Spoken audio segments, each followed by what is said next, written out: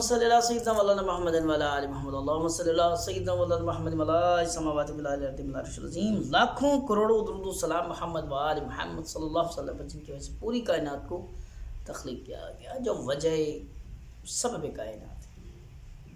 السلام علیکم ناظرین، میں ہوں آپ کا ہوسٹ صاحبزادہ محمد ظاہر فقیر شریعہ. ہمارا آفیشیل یوٹیوب چینل سرکار کی ملتان شریف آستانہ علیہ رشیدیہ دیکھ رہے. امید ہے خداوند متعال سے آپ سب خیریت سے ہو.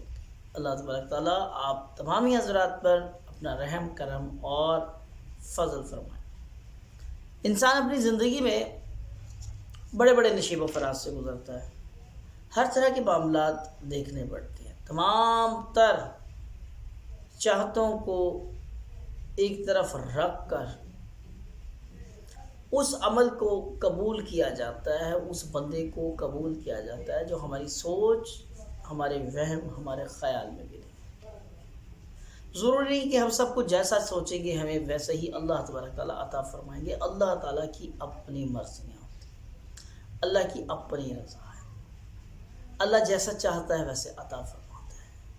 اللہ جو چاہتا ہے وہ دیتا ہے، اللہ جو چاہتا ہے وہ لے لیتا ہے. یہ سب معاملات اور سب کرینے، یہ سب زینے، یہ سب اللہ کے ہیں. تو پھر ہمارا کیا دخل ہے؟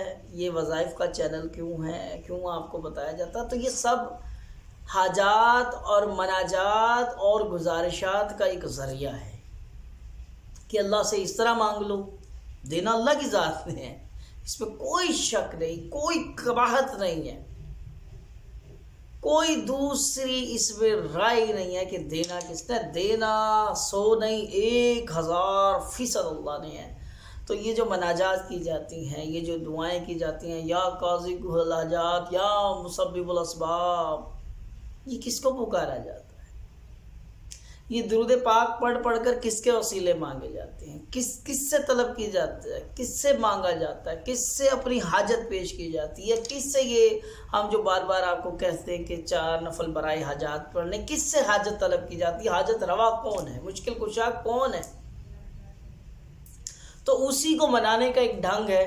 ایسا بھی کر کے دیکھ لو، ایسا بھی کر کے دیکھ لو، اتنے سجدے کو طوالت دے لو، سجدے میں یہ دعا مانگ کے دیکھ لو، یہ تسبیح پڑھ کر دیکھ لو، قرآن پاک کی یہ آیت جو کلام حق ہے، جو اللہ نے نازل فرمایا ہے، اللہ کا کلام ہے، یہ پڑھ کر دیکھ لو. سورہ یاسین کو پڑھ کے دیکھ لو. سورہ مزمل اللہ کے بہت قریب ہے، بہت قربت والی ہے، اللہ کی محبت والی ہے، یہ دعا پڑھ لو. یہ اللہ کی طرف سے امت کے لیے تحفہ ہے، فلاں پڑھ لو. سورہ محمد پڑھ لو، سورہ آل عمران پڑھ لو، سورہ بقرہ پڑھ لو. یہ تمام تر حاجات، گزارشات، کبھی نوافل کے صورت میں، کبھی روزے کی صورت میں کہ نفلی روزہ رکھ لو کہ روزے سے رب راضی ہوتا ہے. اللہ کا مقصد کسی کو بھوکا مارنا نہیں ہے. اللہ یہ دیکھنا چاہتا ہے کہ میرے لیے کون کتنا برداشت کرتا ہے، کون مجھ سے کتنا پیار کرتا ہے.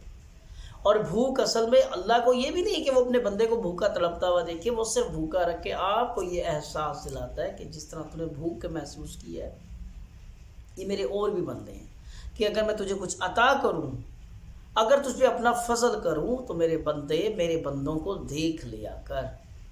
اگر تجھے پیاس لگی ہے اور پیاس محسوس کرتا ہے تو چلتی راہ میں سرے راہ کوئی پانی کا انتظام کر دے تاکہ میرے بندے چلتے ہوئے، میرے مسافر بندے وہاں سے کچھ پانی پی لے.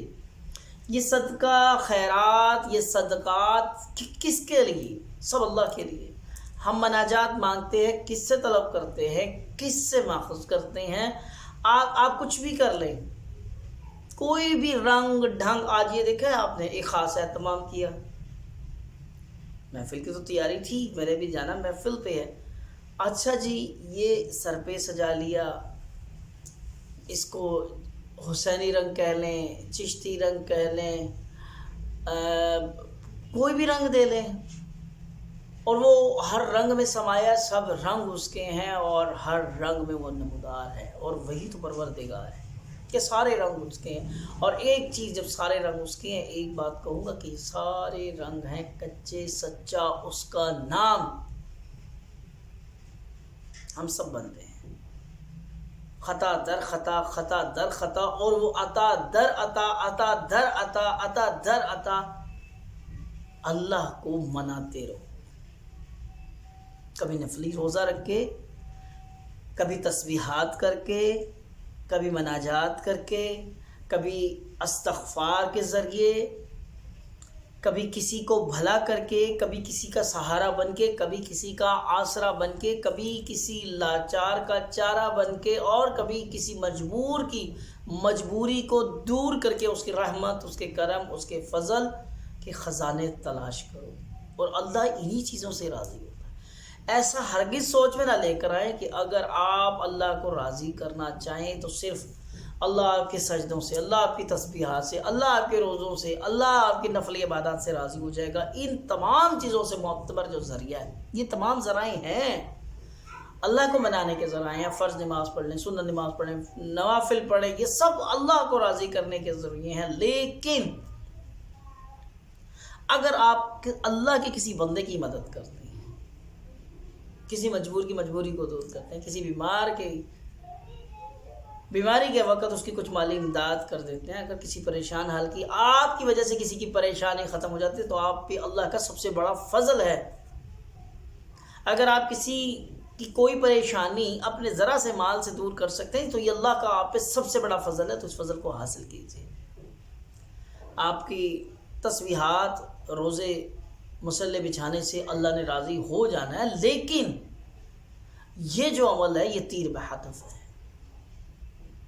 جب آپ کسی غریب بیوہ کا ساتھ دیں گے، یتیموں کے سر پہ ہاتھ رکھیں، جب آپ بے سہاروں کا سہارا بنیں گے، جب آپ کسی کو اپنے مال میں سے جو اللہ کا دیا ہوا مال ہے، اللہ کے دیے ہوئے مال میں سے اللہ کی راہ میں خرچ کریں گے تو اللہ تبارک تعالیٰ نہ صرف آپ سے راضی ہوں گے، آپ کے رزق میں، آپ کی جان میں، آپ کی اولاد میں برکتیں بھی اور رحمتیں بھی، ہر طرح کی فراوانیاں عطا فرمائے گا. لیکن اگر ہم یہ سوچیں کہ پیسہ دبا کے رکھنا ہے اور مصلی بچھا کے رکھنا ہے فکر پہ غور کیجئے گا کہ پیسہ دبا کے رکھنا ہے اور مصلی بچھا کے رکھنا ہے تو پھر بچھتے رہیے، پڑے رہیے اس کی بارگاہ میں. لیکن اس کی رحمت کا مستحق کون ہے؟ نبی رحمت صلی اللہ تعالی علیہ وآلہ وسلم کی حدیث مبارکہ آپ صلی اللہ علیہ وسلم نے فرمایا کہ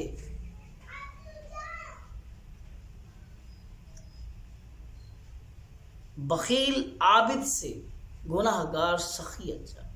ایسا عبادت گزار جو بخیل ہو، اللہ کی راہ میں کچھ خرچ نہ کرے اور مال بھی وہ جو اللہ نے اس کو عطا کیا ہے اس میں سے خرچ نہ کرے، اللہ کے لیے صرف مختص کر لے کہ میں عبادت کروں گا اور اللہ کو راضی کر لوں گا، اور اس کے بندوں پہ کچھ خرچ نہ کرے.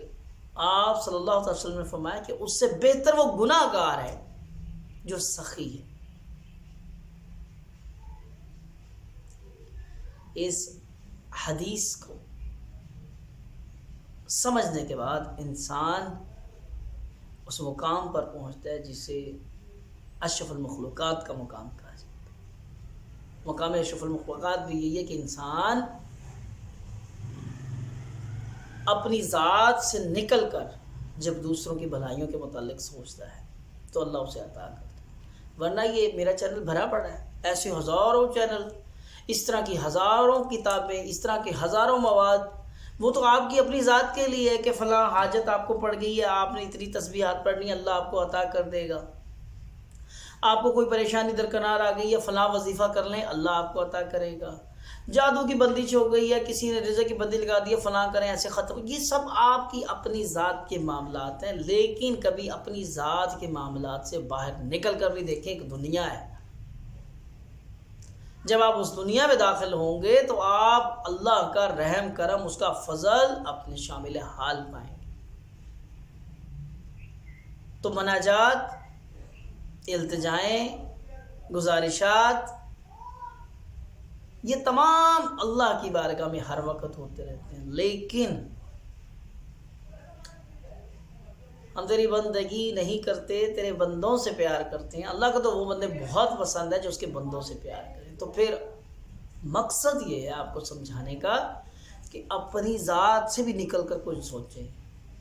ہو سکتا ہے آپ کا وہ کام جو کسی پیر صاحب کے پاس جا جا کے آپ تھک گئے ہیں، اپنے لیے دعا کرا کرا کر تھک، آپ نے سورہ یاسین کا ختم بھی کرا لیا، آپ نے سورہ مزمل خود بھی پڑھ لیا، سورہ بقرہ کی بھی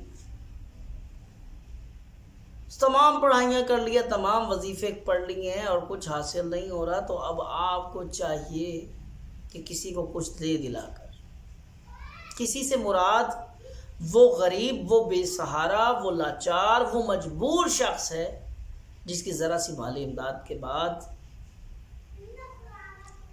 اس کی پریشانی دور ہو جائے گی۔